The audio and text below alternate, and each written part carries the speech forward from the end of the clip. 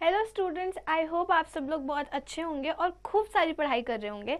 आज हम पढ़ने वाले हैं क्लास 12th का चैप्टर नंबर 4, जो कि है डी एवं एफ ब्लॉक के तत्व, D and F block elements. ये चैप्टर बहुत आसान है, सिर्फ आपको कुछ चीज़ें हैं जो लर्न करनी है। छोटा सा चैप्टर है, सिंपल है, कम से कम नहीं तो 7 मार्क्स का आता है ये सीबीएसई में,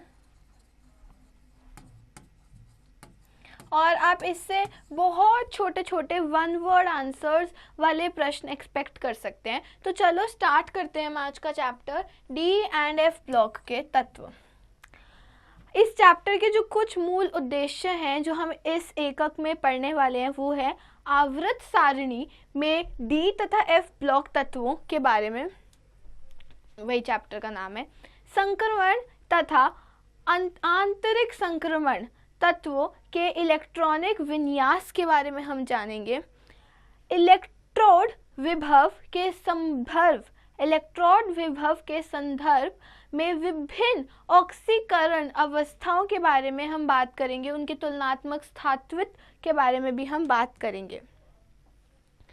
इसके अलावा इस चैप्टर में हम उद्देश्यों में और क्या क्या है, K2Cr2O7 तथा KMnO4 जैसे कुछ महत्वपूर्ण यौगिकों के विचरण, गुणों, संरचनाओं तथा उपयोगों के बारे में हम बात करेंगे। हम पढ़ेंगे डी तथा एफ ब्लॉक के तत्वों के सामान्य गुणों तथा इनके क्षैतिज परिवर्तित के बारे में भी हम इसमें पढ़ेंगे। हम पढ़ेंगे एफ ब्लॉक के तत्वों के गुणों का वर्णन कैसे करते हैं। हम लैंथेनॉइड एवं एक्टिनॉइड के इलेक्ट्रॉनिक विन्यास, ऑक्सीकरण अवस्था और रासायनिक व्यवहार की तुलनात्मक स्टडी और परिकलन भी हम इस चैप्टर में करने वाले हैं। हम बोलते हैं कि जो संक्रमण तत्व की मुख्य रूप से 4 श्रेणियां हैं। पहली श्रेणी है स्कैंडियम से जिंक तक, जिसके अंदर 3D श्रेणी बोलते हैं हम उसे। दूसरी श्रेणी है 4D श्रेणी, यट्रियम से कैडमियम तक की। 5D श्रेणी लैंथेनम से हैफमियम तक, और उसके बाद हैफमियम से मर्क्यूरी तक। इसके अलावा हमारी जो चौथी श्रेणी है जिसमें 6D आता है लास्ट में, वो क्या है, वो है एक्टिनियम तथा रैफमियम, और उसके बाद CN तक। ठीक है, यहाँ जो आंतरिक समनीकरण है, उसके बाद तत्वों की 2 श्रेणियाँ, एक तो है 4F वाली जो सीरियम से ल्यूथेनियम तक है, और एक है 5F वाली थैलियम से लॉरेंशियम तक।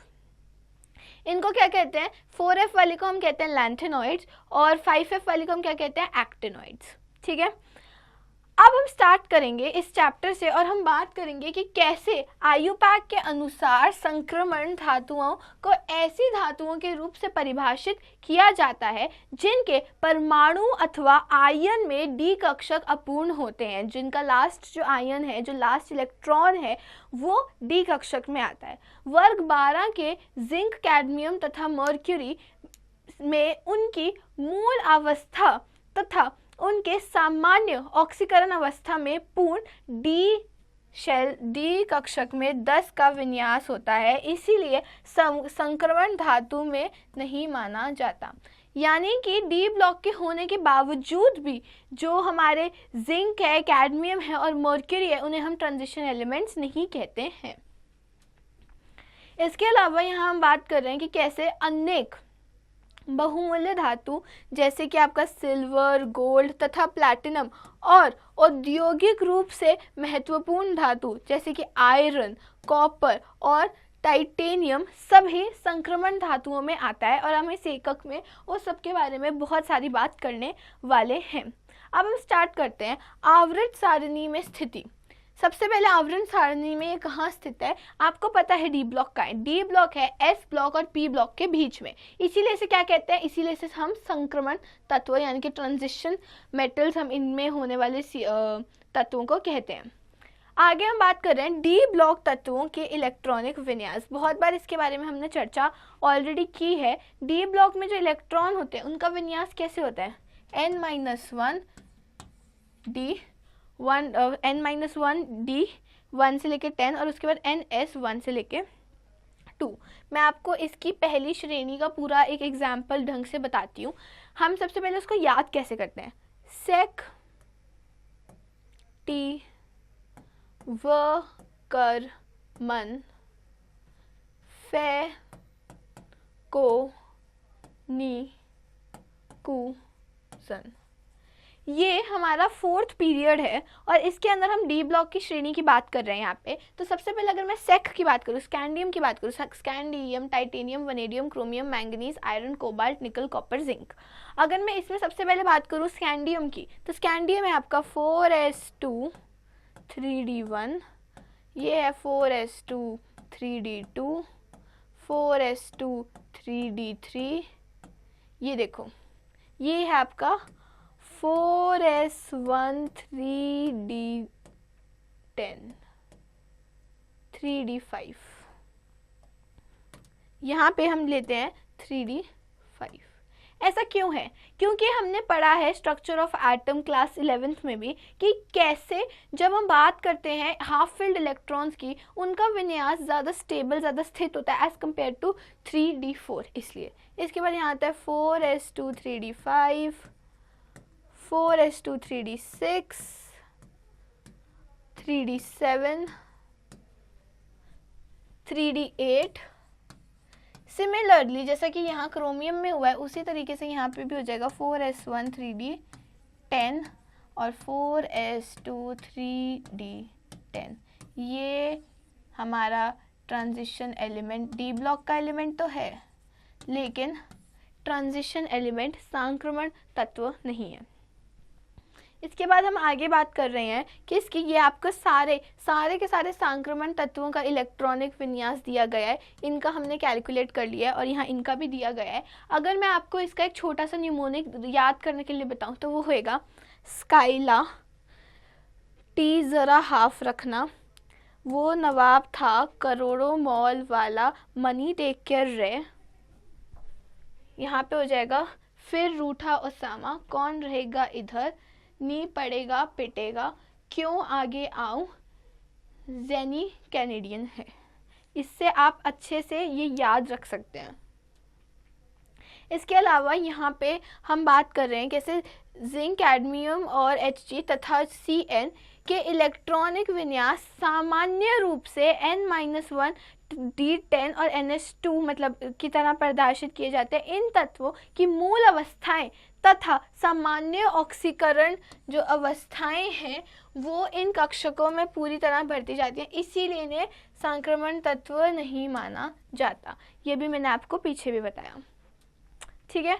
फिर यहाँ पे संक्रमण धातुओं तथा इनके इनके यौगिक उत्प्रेरण गुण हैं, हम उन सब के बारे में, उनकी अनचुंबकीय व्यवहार दर्शाते हैं। हम ये बात करते हैं कैसे वो मैग्नेटिक नहीं होते हैं, पैरामैग्नेटिक होते हैं ज़्यादातर।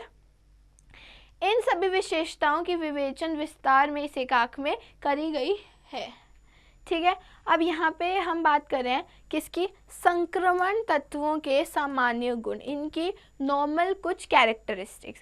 सबसे पहले लगभग सभी संक्रमण तत्व जो हैं वो अधिकतम गुण जैसे कि उच्च तन वाले सामर्थ्य, बहुत टेंसाइल स्ट्रेंथ उनकी स्ट्रांग होती है, तान्यता डक्टाइल होते हैं, और क्या विधर्ण्यता मैलिएबल होते हैं, उच्च तापीय तथा विद्युत चालकता एवं धात्वित्व चमक वाले होते हैं, यानी कि लस्टर होता है।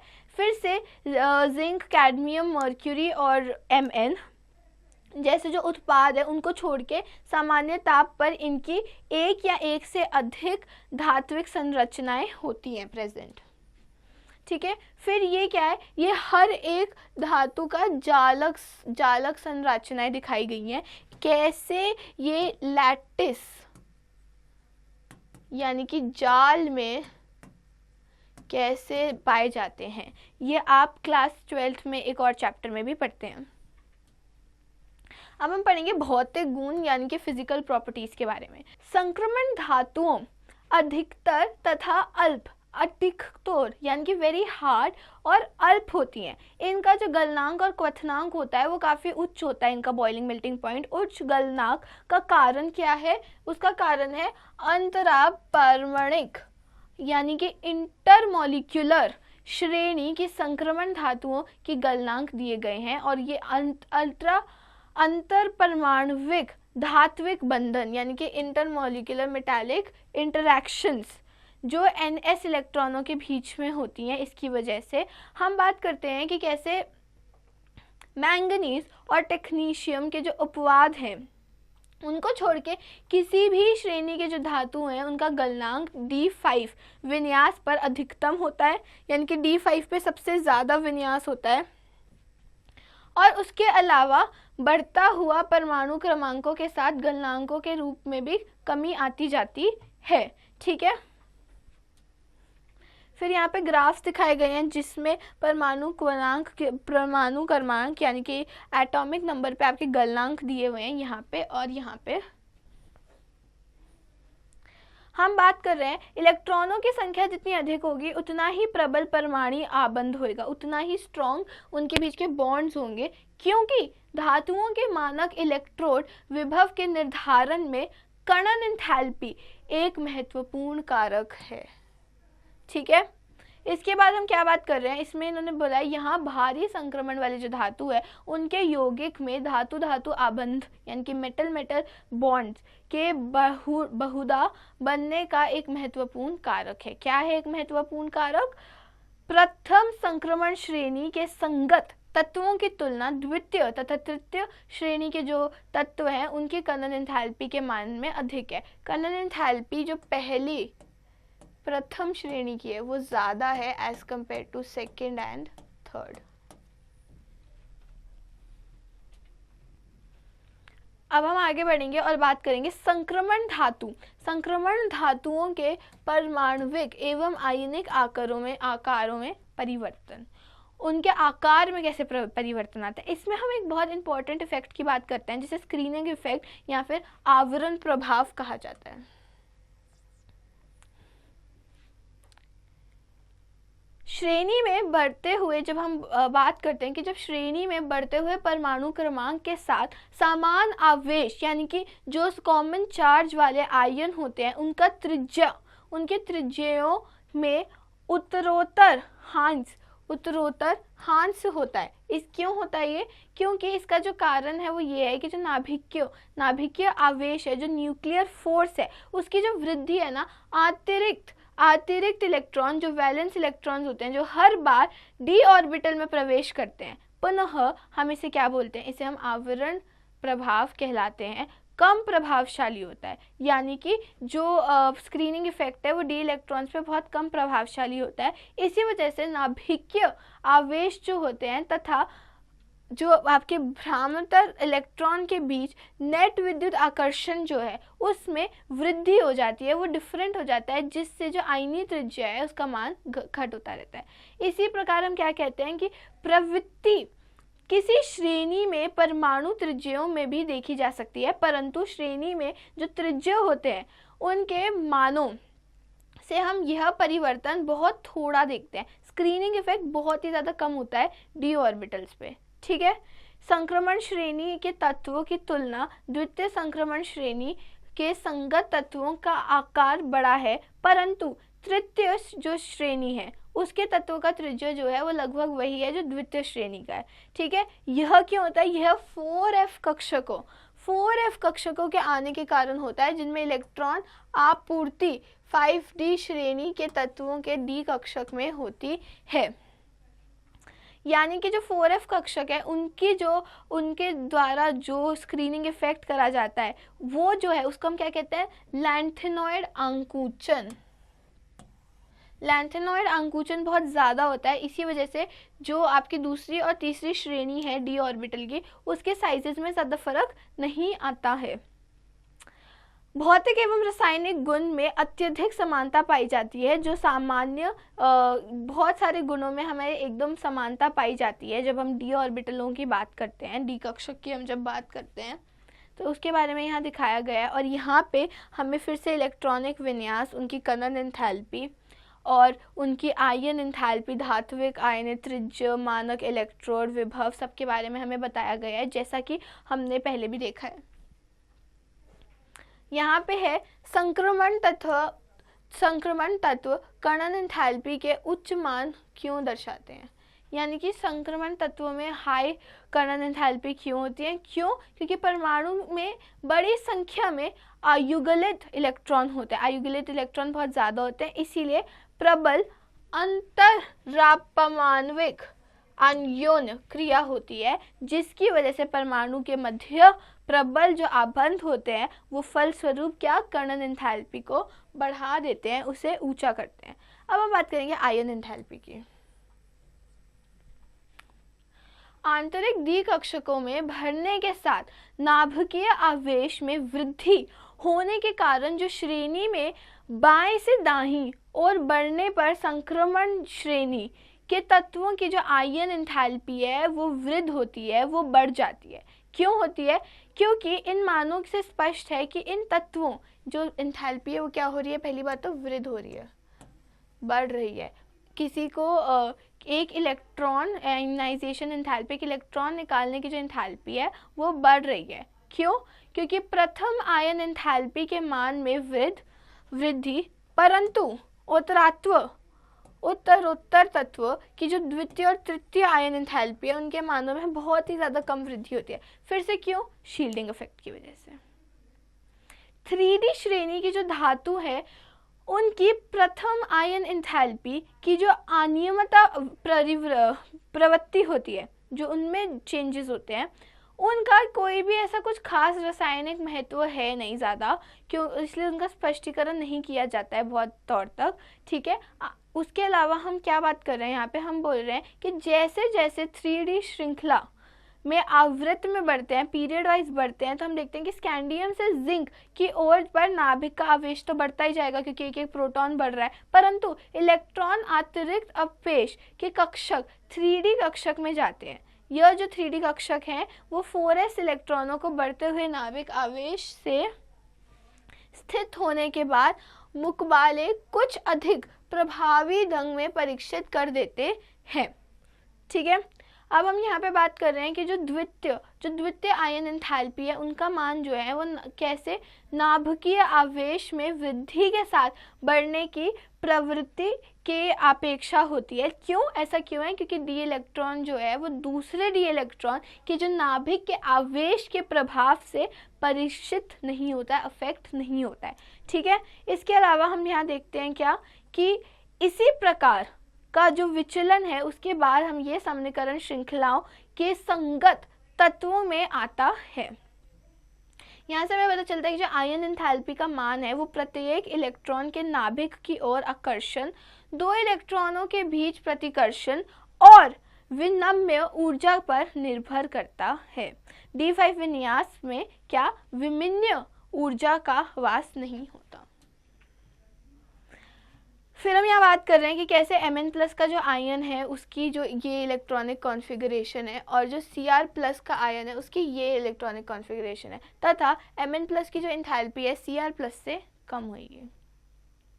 Mn+ की क्यों कम होगी? क्योंकि उसे एक इलेक्ट्रॉन चाहिए अपने 4s1 में, ठीक है, और 3d5 है, 3d5 पे तो ऑलरेडी इलेक्ट्रॉन है, तो वो क्यों ही इलेक्ट्रॉन एक और चाहेगा, इसमें हमें यही समझाया हुआ है, ठीक है। यहाँ पे ऑक्सीकरण अवस्थाओं की बात करी है, किन की? हर एक की। स्कैंडियम की सिर्फ एक ऑक्सीकरण अवस्था होती है +3, टाइटेनियम की इतनी होती है। ये सारी आपको याद करनी है। सबसे ज़्यादा ऑक्सीकरण अवस्था किसकी है? मैंगनीज की।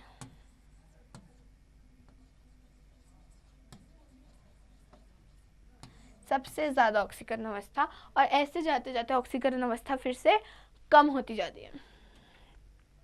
यहाँ हमें इन ऑक्सीकरण अवस्थाओं के बारे में और बताया गया है कि कैसे मैंगनीज +2 से +7 तक संभव है, और टाइटेनियम जो है वो अधिक स्थायी की तुलना में हम Ti और T3 लेते हैं ज़्यादातर। ऐसे ऐसे सबकी जो ऑक्सीकरण अवस्थाएं हैं और किसकी कौन सी ऑक्सीकरण अवस्था ज़्यादा स्टेबल है हमने उसकी बात करी है। फिर हमने यहाँ देखा कि डी ब्लॉक के तत्वों में जो वर्ग 4 से 10 है ना, उनकी ऑक्सीकरण अवस्थाओं की परिवर्तनशीलता में एक रोचक तथ्य देखने को मिलता है। क्या रोचक तथ्य देखने को मिलता है?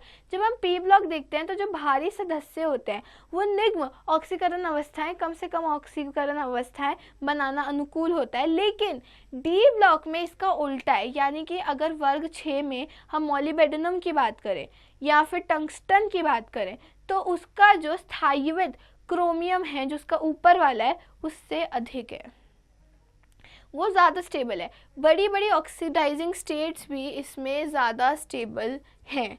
और इसी तरीके से पर यहाँ पे अगर आप देखो कि जो डाइक्रोमेट है उसके रूप में प्रबल ऑक्सीकरण है, मतलब वो बहुत स्ट्रॉन्ग ऑक्सीकरण स्टेट है, लेकिन MOO3 एवं WO3 इतनी स्ट्रॉन्ग ऑक्सीडाइजिंग स्टेट्स नहीं है। तो बड़ी ऑक्सीडेशन स्टेट्स जो हैं वो यहाँ पे ज़्यादा स्टेबल, ज़्यादा स्थित रहती हैं। इसके बाद यहाँ पे है M2+M मानक इलेक्ट्रोड विभव में परिवर्त्य। कैसे एक इलेक्ट्रॉन शेल में हम विभव की यहाँ पे बात करेंगे, यहाँ हम बात करेंगे इलेक्ट्रॉन गेन एंथैल्पी की भी।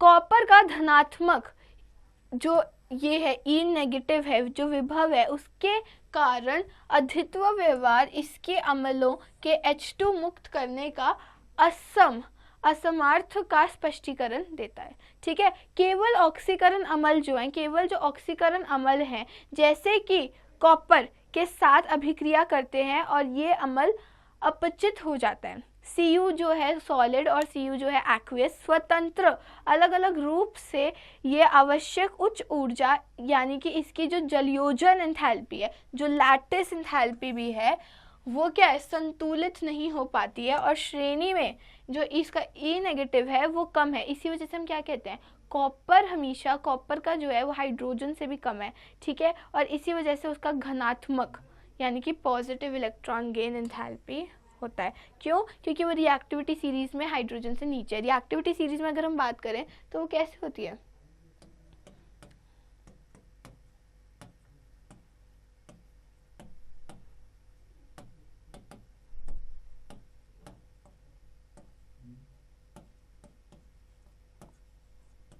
देखो यहाँ पे कॉपर क्योंकि हाइड्रोजन के नीचे है, इसी वजह से इसका जो घनात्मक है, इसका इलेक्ट्रोड पोटेंशियल, वहीं पर जिंक के जो इलेक्ट्रोड पोटेंशियल का मान सामान्य परिवर्तित द्वारा उपेक्षित मानों के अधिक ऋणात्मक होता है। जिंक का क्योंकि H के ऊपर है वो काफ़ी ऋणात्मक होता है।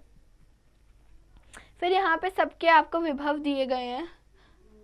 ये एक प्रश्न है, Cr2+ अपचायक में है, अपचायक है, जबकि Mn3+ ऑक्सीकरण है, ऑक्सीकारक है, जबकि दोनों ही D4 में विन्यास करते हैं। ऐसा क्यों? तो यहाँ पे हम बोलते हैं कि Cr2+ एक अपचायक है क्योंकि इसका जो विन्यास है वो D4 से D3 में परिवर्तित हो जाता है ना, जिसमें क्या, जिसमें अर्धभर्ती T2G स्तर, T2G स्तर एकक 5, अभी जब हम आगे पढ़ेंगे तो T2G स्तर होता है।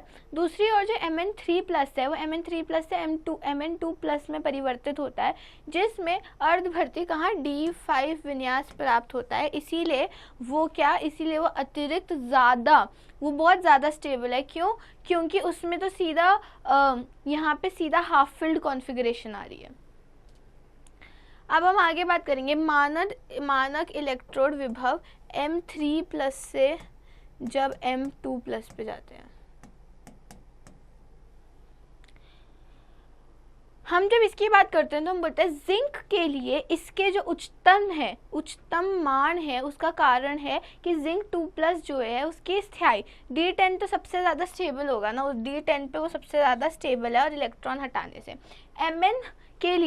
Mn के लिए क्या है, Mn के लिए अपकर्षित जो उच्च मान है वो दर्शाता है कि Mn जो है वो अपना 2+ D5 पे गेन करता है और वो उसका सबसे ज़्यादा स्थायी है, जबकि Fe जो है वो Fe3+ D5 कब गेन करता है, Fe3+ पे, तो वो उसका सबसे ज़्यादा स्थायी रूप हुआ। ठीक है, ये बस ऐसे एग्जाम्पल्स दिए गए हैं। अब हम बात करेंगे उच्चतम ऑक्सीकरण अवस्थाओं के स्थायित्व प्रत्युत्य। मतलब जो हायर ऑक्सीडेशन स्टेट्स हैं वो कैसे स्टेबल है। फॉर एग्जांपल अगर हम बात करें टेल्यूरियोलाइडों की, टेल्यूरोलाइड्स जो होते हैं वो क्या TiX4 पे बनते हैं। सबसे ज़्यादा स्टेबल होता है TiX4। Vanadium is most stable at 5, chromium at 6। ठीक है, इसी तरीके से हमने यहाँ क्या बोला है कि यौगिकों जैसे VF5 और CrF6 में उच्च आबंध एंथैल्पी का कारण होता है। क्या कारण होता है उच्च एंथैल्पी का, आबंध एंथैल्पी का, कि जब हम इनकी बात करते हैं तो उनके जो संदर्भ में या उच्च संयोजक, उनमें उच्च सहसंयोजक यौगिक, सहसंयोजक यौगिक क्या होते हैं? Coordination compounds. अभी हम इसके बारे में नेक्स्ट चैप्टर में भी पढ़ेंगे। जो कोऑर्डिनेशन कंपाउंड्स होते हैं उनकी आबंध एंथैल्पी बहुत ज़्यादा होती है। ठीक है, इसके बाद यहाँ पे और बात करी गई है किसमें? दूसरी। और अगर हम आयोडाइड के अतिरिक्त Cu2+ के सभी हैलाइड का ज्ञात करें, और यहाँ हम देखेंगे Cu2+ और आयोडाइड एक साथ ये बनाते हैं। It is just a reaction जो आपको याद करना है। और हम क्या बोल रहे हैं, यहाँ पे जो Cu है, यहाँ पहले तो प्लस से 2+ पे जा रहा है और एक Cu0 भी यहाँ हमें मिल रहा है। ठीक है, फिर हम बोलते हैं कि ऑक्सीजन की जो उच्चतम ऑक्सीकरण अवस्था को स्थायित्व प्रदान करने की क्षमता उसका ऑक्सीडाइड में प्रदर्शित होती है। मतलब ऑक्सीजन की जो उच्चतम, जो सबसे ज़्यादा ऑक्सीकरण अवस्था है, उसको जो स्टेबिलिटी प्रदान करती है, उसकी जो क्षमता होती है वो क्या प्रदर्शित करती है? ऑक्साइडों में प्रदर्शित होती है। जो सबसे ज़्यादा स्टेबल स्टेट होती है वो ऑक्साइड में दिखती है। तो क्या हो गई सबसे ज़्यादा स्टेबल स्टेट्स यहाँ जो इन्होंने दी है? Sc2O3, Mn2O7, Fe2O3। ठीक है, फिर यहाँ इन्होंने और बात करी है यही ऑक्सीडाइजेशन स्टेट्स की, जो आप धीरे धीरे एग्जाम्पल्स के रूप में ही सबसे अच्छे तरीके से समझ पाएंगे। यहाँ पे इन्होंने क्या दिया है? धातुओं की ऑक्साइड्स बना के दिखाएंगे। ये Sc, ये इनकी सबसे ज़्यादा स्टेबल स्टेट्स हैं। इसके बाद एक प्रश्न है, आप श्रेणी इसमें ऑक्सीकरण क्षमता में वृद्धि को कैसे स्पष्ट करेंगे? ऑक्सीकरण क्षमता यहाँ बढ़ती कैसे जा रही है? इसका क्या कारण है? कि इनके जो अपचयन के बाद प्राप्त जो निम्न स्पीशीज है वो ज़्यादा से ज़्यादा स्टेबल है। VO2 कम स्टेबल है, MnO4- सबसे ज़्यादा स्टेबल है। अब हम बात करेंगे रासायनिक अभिक्रियाशीलता एवं इलेक्ट्रॉन गेन एंथैल्पी का माप। कॉपर धातु को छोड़ के प्रथम श्रेणी के जो सारे तत्व हैं वो क्या है? वो अपेक्षाकृत या फिर और अभिक्रियाशील होते हैं, यानी कि रिएक्टिव होते हैं। ठीक है, इसके अलावा हम ये भी बोलते हैं कि M2+ से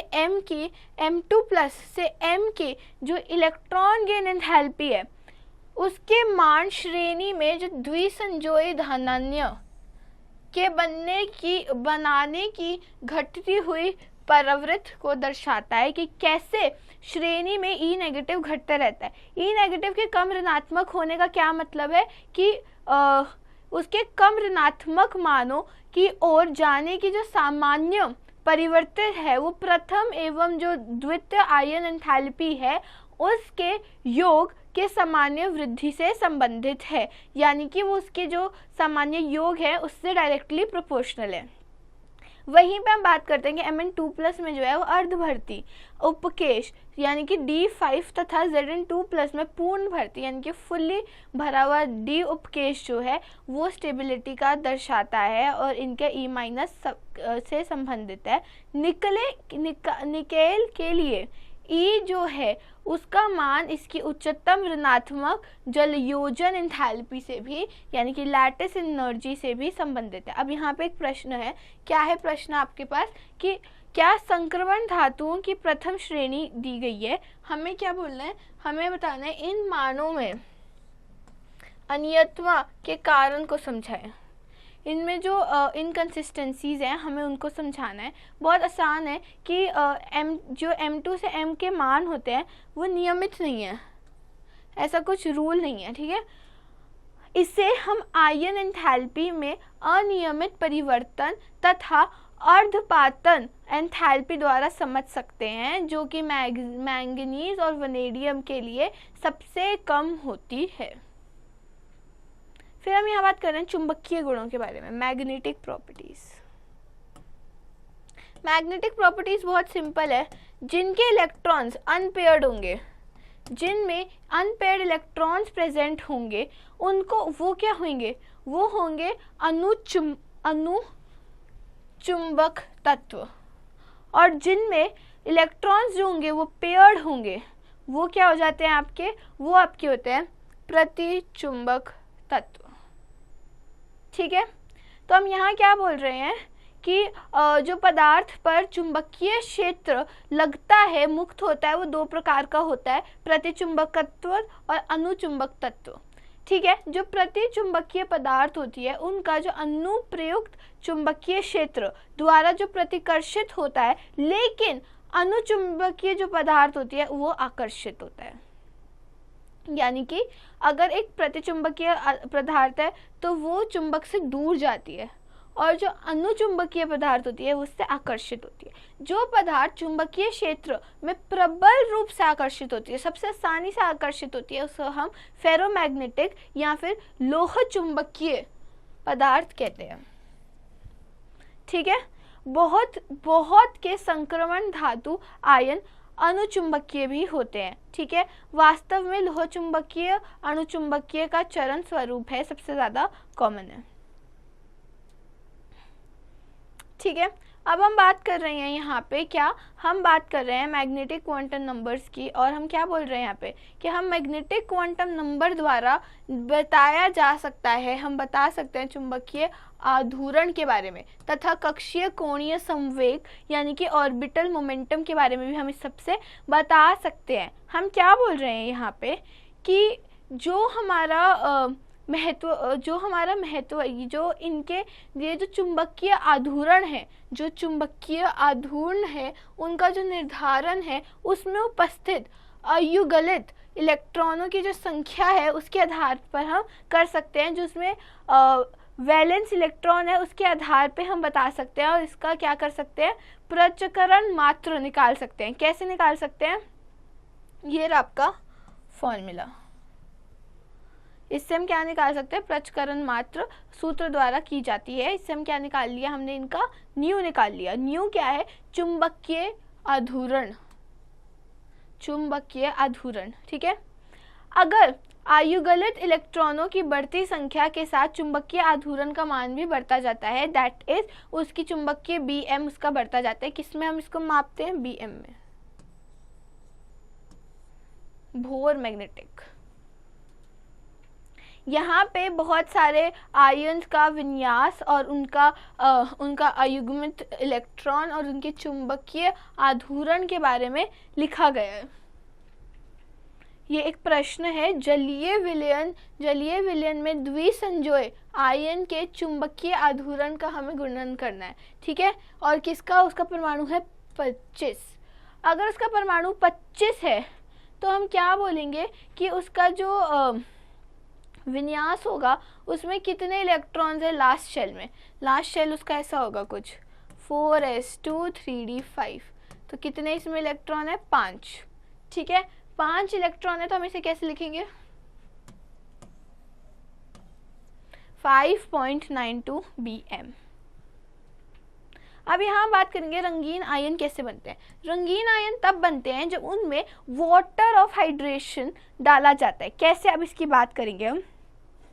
जब निम्न ऊर्जा वाले डी कक्षकों के जो इलेक्ट्रॉन होते हैं उनका उत्तेजन होता है, उनकी उच्च ऊर्जा वाले जो डी कक्षक में वो होते हैं, तो क्या होता है, तो उनका उत्तेजन ऊर्जा का मान अवशोषित प्रकाश की आवृत्ति के संगत होता है।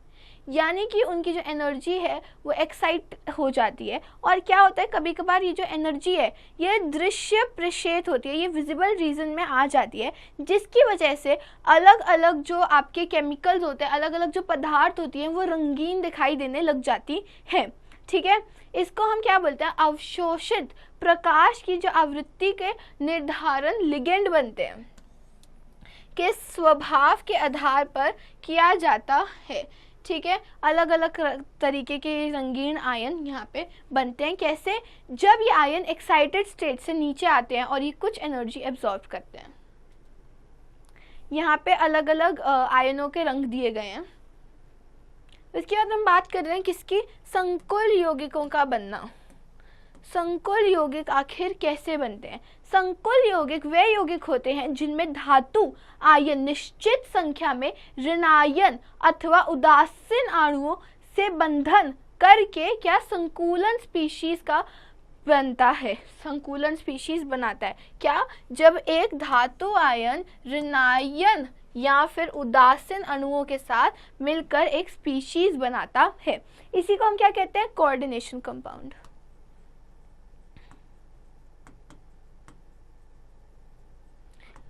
जो आपके डी ब्लॉक के एलिमेंट्स हैं वो बहुत सारे कोऑर्डिनेशन कंपाउंड्स बनाते रहते हैं। ठीक है, इसका मुख्य कारण क्या है? धातु आयन के आकार का छोटा होना, ये बहुत ज़्यादा ज़रूरी है और ये होता है ज़्यादातर। धातु आयनों पर उच्च आयनिक आवेश तथा आबंधों के बनने के लिए डी कक्षकों की उपलब्धता। अब इतना बड़ा डी कक्षक है, उसमें इलेक्ट्रॉन ही आएंगे ना, इस वजह से इतने सारे यहाँ पे संकुल यौगिक बनाए जाते हैं। यहाँ पे अब हम बात करेंगे किसकी? उत्प्रेरकीय गुण की। संक्रमण धातु तथा इनके जो यौगिक हैं वो उत्प्रेरकीय सक्रियता के लिए जाने जाते हैं। वो बहुत ज़्यादा स्ट्रॉन्ग कोऑर्डिनेशन के लिए, बहुत सक्रिय होने के लिए जाने जाते हैं। संक्रमण धातुओं का ये जो गुण है उनकी परिवर्तनशील संयोजकता एवं उनका संकुल यौगिक के बनने के गुण के कारण है। ठीक है, क्या एग्जाम्पल? जैसे वेनेडियम ऑक्साइड है, अगर हम मान ले तो हम क्या बोलते हैं? सूक्ष्म विभाजित आयन। इसके जो आयन है वो सूक्ष्म विभाजित है। और निकेल संक्रमण धातुओं के द्वारा उनके उत्प्रेरण के कुछ उदाहरण है, मतलब उनका जो उत्प्रेरण है उसका कुछ ये एग्जाम्पल्स हैं। इसके बाद हम नीचे बात करते हैं तो यहाँ दिया हुआ है कि मान लीजिए आयरन 3, आयोडीन और क्या आयन तथा जो आपका परसल्फेट आयन है, इन सब के यहाँ पे एग्जाम्पल दिए गए हैं और इनका हमें बॉन्ड्स बनाना दिखाया गया है। इस प्रकार ये रिएक्शंस करते हैं, उसके बारे में यहाँ बात की गई है। अब हम किसकी याद कर रहे हैं? अंतराक्षी यौगिकों का बनना। अंतराक्षी यौगिकों का बनना। अंतराक्षी यौगिक किस प्रकार बनाए जाते हैं? ये यौगिक सामान्यतः असमनीकरणित नॉन स्टोइकियोमेट्रिक होते हैं, यानी कि एक फिक्स्ड क्वांटिटी में नहीं होते हैं, बैलेंस्ड नहीं होते हैं, तथा ना तो ये आयनी होते हैं, इनमें कोई आयन भी ज़्यादातर नहीं होता है। ये संयोजन से बनते हैं, ये संकुल होते हैं, ये कोऑर्डिनेशन के द्वारा बनते हैं, जैसे कि TiCmn MN4N Fe3H VH 0.5 तथा TiH 1.7। ठीक है, तो स्टूडेंट्स ये था इस चैप्टर का पार्ट 1। अब नेक्स्ट पार्ट में हम इससे आगे का सीखेंगे, तब तक आप इसकी प्रैक्टिस करिए।